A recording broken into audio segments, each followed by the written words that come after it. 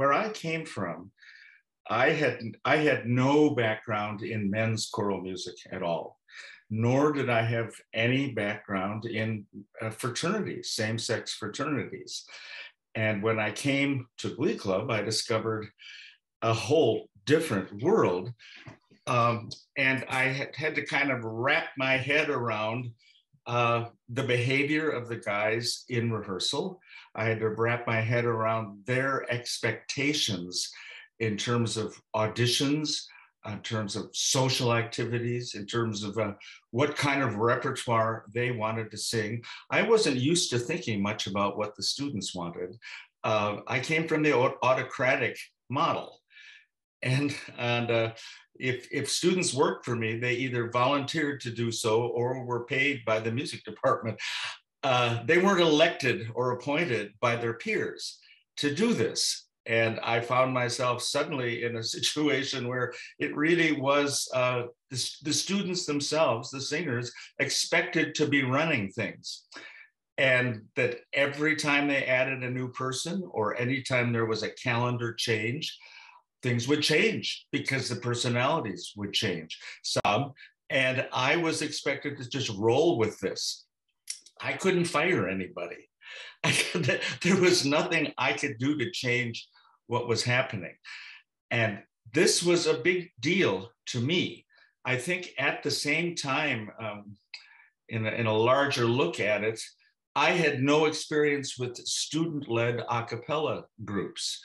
They were just getting started at the school I was teaching at. They were weak. They had a hard time getting an audience. They were constantly asking me for help as the director of choral activities. I got to UVA and the East Coast in general, and I found a very active, powerful, in-your-face student a cappella movement that was affecting the Glee Club, not only in its membership, but in its attitude toward, I'd say almost its rights. we are used to running things ourselves. We know what our audience likes. We know where we want to go on our trips. So forth and so on. And if we don't like you, we'll get rid of you and get somebody we like. And I would never have been hired had I not, against my own volition, moved to Charlottesville with my wife, who had a faculty appointment at UVA. And there I was, and what was I going to do with my life? And it happened that they advertised this position. And I thought, well, I got to do something. So I interviewed for it. And as I sat there in the interview, and these guys would ask me questions about student self-governance and about what would you do in such and such a circumstance. And we expect you to know that you work at our pleasure. That was a phrase that came up time and time again. You work at our pleasure. That was the Glee Club that I came into. It was hard. Yeah. To get started was very difficult. They were rebellious. I was aware of this undercurrent of resistance to my being there, and that there were people like George who were trying very hard to ensure the club's survival. And I would have liked George Shirley, president of the United States. I mean, he was just incredible the way he handled this whole very difficult situation, and to the extent to which he had the loyalty and respect of his fellow members. I mean, this isn't the George Shirley show, but I do want to say that because at the time I thought, without him, I don't know what I would do. And I spent a lot of time down there in the library in Old Cabell Hall looking through what was there and realizing I don't know TTBB repertoire. I don't know all this stuff that's either influenced by barbershop or influenced by the German Liedertafel tradition, or that is, spirituals arranged TTBB, or all this Renaissance music was more familiar to me. Yeah. But Don Loach had cultivated countertenors, so that the music was all arranged. He had arranged it very well, but it always had that top alto line, and I didn't have any countertenors. I didn't know what in the heck I was going to do for repertoire with them. I had to have a packet of music ready for them by the first rehearsal in January. I went to the music library and looked through stuff, and I found familiar composer names. Frankly, it was as simple as that. Oh, Schumann, Schubert. I know these guys. I can trust them.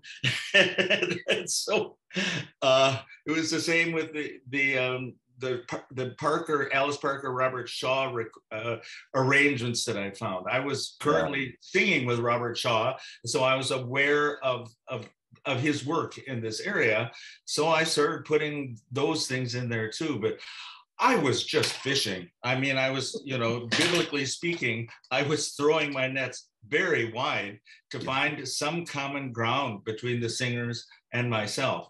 I remember that my first concert was largely these arrangements of, German Liedertafel pieces that I hadn't known, but I thought, well, at least I know some idea about what the harmony's like and how to pronounce German.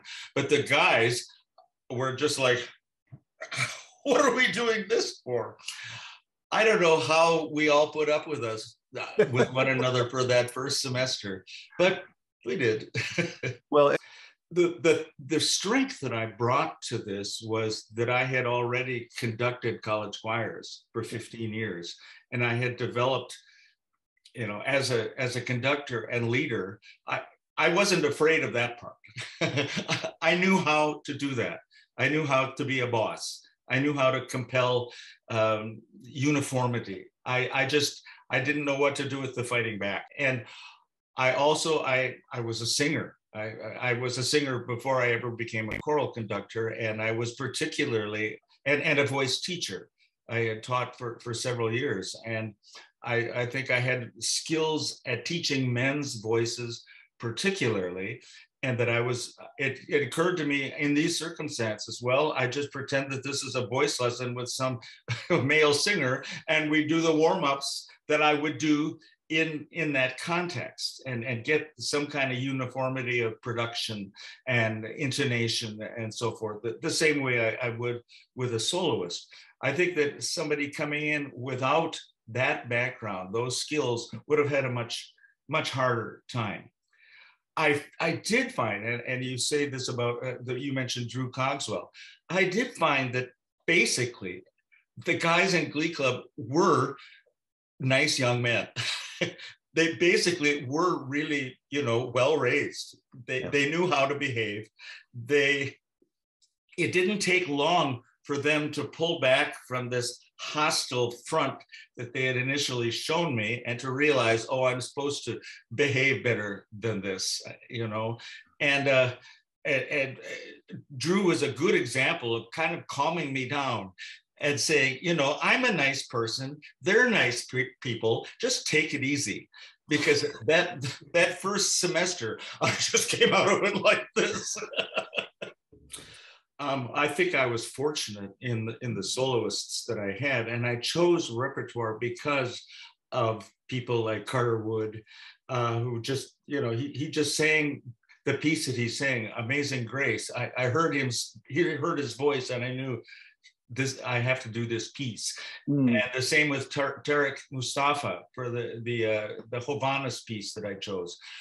I would say I never came to terms with the available repertoire for TTBB, and I did an awful lot of arranging when I was there. I spent so much time writing these things out and bringing them down to the down in the basement of Cabell Hall. There was a lady who would always see me coming and say, I hope you got permissions for this, because I would want these things copied. I didn't like a lot of the repertoire. I thought it was kind of patronizing. I thought that my guys in the group were smarter than that, were better musicians than that. And that, like, I would use that Hovhannes piece as an example. Hovhannes was a very important American composer. He didn't happen to write TTBB music, but I thought, that solo alone for tenor means that we should be performing this. And so I arranged it so that we could perform it. And I know when we took it on that Tour de France, audiences went nuts over it. I think that Tarek was really, really gratified and surprised at what a star he was. And the same with Carter when he sang that Amazing Grace. I mean, people have an idea of what American folk music and folk hymns are supposed to sound like, but I mean, Carter was the real thing. He had an accent. He was from a Baptist church down in Central Virginia, and he sang that piece like it was his life's blood. Yeah. And I think that the French audiences really heard that, and to be recording in those luscious acoustics in those old churches was a real privilege. I mean, there's no luscious acoustics like that, I think, almost anywhere in the United States. And so that CD was a real privilege to be able to pull off. And we performed some of it outside. That's right. Yeah. And the way they're built, the stones behind you and everything. It was a real thrill. It was a thrill for me. I'd been to France several times before that, but to actually tour with them and to experience their sense of, this is really something. And on top of it, the tour agency we went with made sure we had good-sized audiences. I don't know how they do that, but maybe by sending you to small towns and it's the only thing that's happening, everybody comes. And then the parties that they gave for us afterward just were mind-blowing. I have these photos of this. It was a run out. We were staying in Carcassonne, but we drove out to this small church in a grape growing region. And I remember, I mean, they turned out everything. They brought out cases of their own wine from their own vintners there in the town, and all these trays of charcuterie and all this, and these townspeople walking, and the mayor of the town says, "Here, give me a bottle." And it was kind of, well, Dionysian. It was the biggest word, and the bus ride back to Carcassonne afterward was, to say memorable is to really understate the situation. This was a real awakening for me. As I say, I had no background in student self-governance. I had no background in men's choral music. I had no background in fraternities. I had gone to a church school that was kind of built around its choir, but it was an SADB choir that sang sacred music and went out and sang in churches. So this was all very new to me, and it unlocked something in me. I began to feel like this was really important. And it occurred to me, this was a way to get men to sing through this kind of an organization. And that just rattled around in my brain a lot. And when I came back to Chicago and started teaching voice, I mean, I didn't have a job really when I came back here. I just set myself up and started thinking about what can I do with the second half of my life. And these boys from the University of Chicago, this is 3 of them. They met one night at a bus stop and said, the thing that's wrong with this university is we don't have a men's glee club. The 3 of them did that. And one of them said, well, I'm taking voice lessons from this guy, and he used to conduct the Virginia Glee Club. And so they looked me up on the website and read about, because I was still on there. And he came to his next lesson and said, say, this is you, right? And we're wondering if we could talk with you about starting something like this. And at first, because I had taught at the University of Chicago previously, I thought this would be a failure here. These guys are never going to do that. They're all looking for six-figure jobs when they get out of here. They spend their Friday nights in the library. That, you know, they're not going to be interested. But it was a function of not having that much to do. And I thought, I'll give it a try. All I can do is fail. And I discovered that what I had learned during my years with the Virginia Glee Club was exactly the skill set and attitudes that I had to bring to bear on this new project. I think the biggest reason I have stayed in touch with the Virginia Glee Club is because it fed this work for so long. It reinforced what I had learned during my years in Virginia and set examples for me. Once Frank took over, you know, I frequently asked Frank for ideas about repertoire because Frank, I mean, he's deeply entrenched in men's choral music. He knows everything there is to know about repertoire. and because it was always a problem for me. I mean, there was only so much arranging I could do. I had to find stuff that was already published. And I found that as I encountered the growing pains of starting the group here in Chicago, I felt more and more attachment to the Virginia Glee Club and more understanding of why they did things as they did. And the opposition that had always been there, on my part, melted away as I said, well, they did it right. They understood what young men were like. They understood what audiences like in a choir of young men.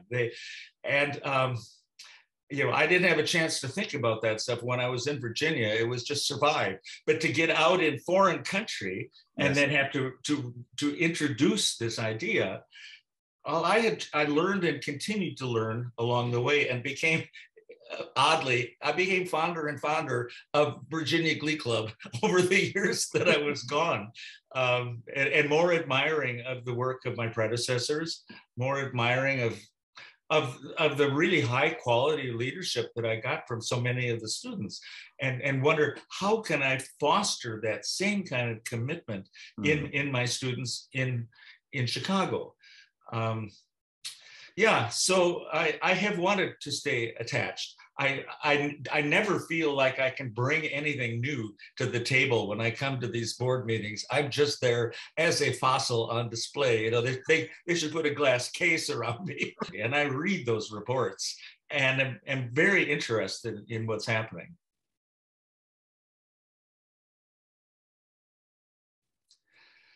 The Christmas concerts with the Glee Club were some of the most joyous Christmas experiences I ever had. Christmas for me was a solemn religious holiday. That's how I grew up. I'm from the North. I'm not just a Yankee. I'm from Minnesota, and it was always very solemn and quiet. And to do it in this tradition with all the fun that was on the stage and the fun that the guys had and their party afterward was a precious experience. And they should not, I think that they should hold on to that and remember how much fun singing is. And if you combine the fun of it with the fun the audience is having, with good repertoire, with good skills, with appreciation on the part of your listeners for the hard work that you've done and the level that you've reached, I think that the Virginia Glee Club is so well situated in that very sophisticated community of Charlottesville and Albemarle and the kind of constituency the university has, its students, its alums. They're situated to have an altogether fantastic experience with this. And I had a lot of fun with the Glee Club in retrospect. And those Christmas concerts for me kind of crystallized Having fun at Christmas, you know, it reminded me of Yule logs and Yule and glögg. That's all good stuff. Yeah. It's all good stuff, and they should celebrate what they have while keeping their mind on quality. I think that's the most important thing, and don't be pulled away from it by temporary tastes in repertoire, in audience interaction, and so forth and so on, because these groups have been around for a long time and have thrived, lasted, because there is something innately very powerful and good about them. I discovered it when I was there, and I have celebrated it ever since. And I want to urge them, don't take it for granted. You can have a wonderful time with this.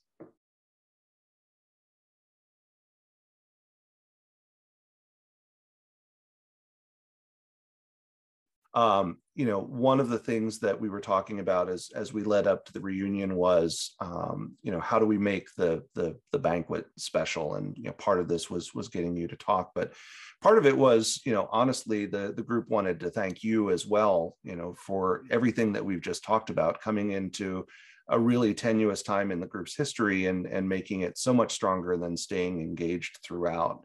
And so we're going to be awarding you the Gilly Sullivan Award for Distinguished Service to the Glee Club as part of the ceremonies. And I wanted to let you know so that